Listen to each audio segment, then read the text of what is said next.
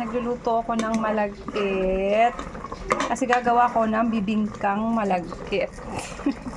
Ay, kapainit ako ng kawali sa kabila kasi maiinit ko na yung koko mamagata at maskubado. Yung ating malagkit, malapit ng maluto. Hingaan lang natin sa apoy at takpan. Tapos ibuhos na natin tong ating koko mamagata. Yan. Saluin lang natin siya. Dapat mahina lang apoy, guys. Tapos mamaya isusunod na natin yung ating maskubado. So ayan ang ating sinaing na malagkit. Malapit ng maluto. Tapos ito yung gata na ano ko na siya. Napatik ko na siya. So maglalagay na tayo ng maskubado. So ito nga palang aking gamit na maskubado. So mag-add lang tayo dyan. Yan. So try muna natin siyang ihalo. Halo muna natin siya.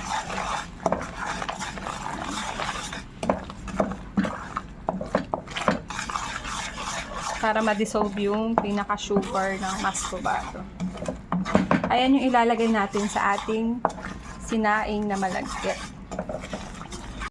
Ang ating maskubado, napakaganda na ng kanyang texture. Para na siyang yema. Ayan lang po yung pinagsama na gata at saka maskubadong sugar. At ito yung ating sinaing na malagkit. Ilalagay natin siya sa Pyrex at ilalagay natin to sa ibabaw ng malagkit. So, tapos na tayo magluto ng bibingka sa malagkit. So, ito yung ating sinaing na malagkit. Ayan. Lagay na natin yan yung corn sa ating Pyrex. So, iayos lang muna natin maigi. Ilapat natin. Lalapat natin siya para maayos. Yan.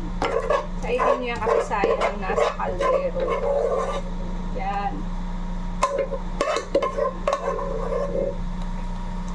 Ayan. Kainin natin yan. Kasi mahal ang kilo ng malagkit. So, ipipino natin siya, guys. Pino.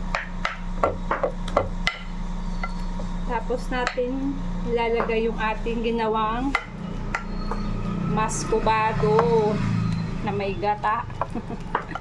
So, ipino natin yan para pantay-pantay yung level niya bago natin ilagay yung ating niluto na koko mamagata at ang tawag dito yung maskubado.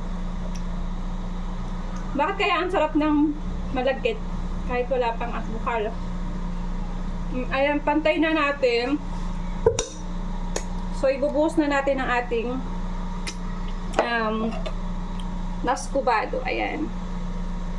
Angat natin, guys, para makita nyo. Isan lang muna natin. So, ayan ang ating lalagay natin sa ibabaw. Ayan. Kakalat natin yan, guys.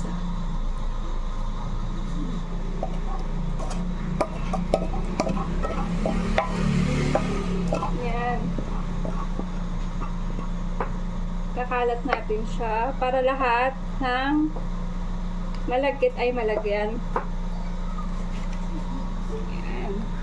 Kalat nyo yan, guys. Kasi yan yung magpapatamis sa malagkit.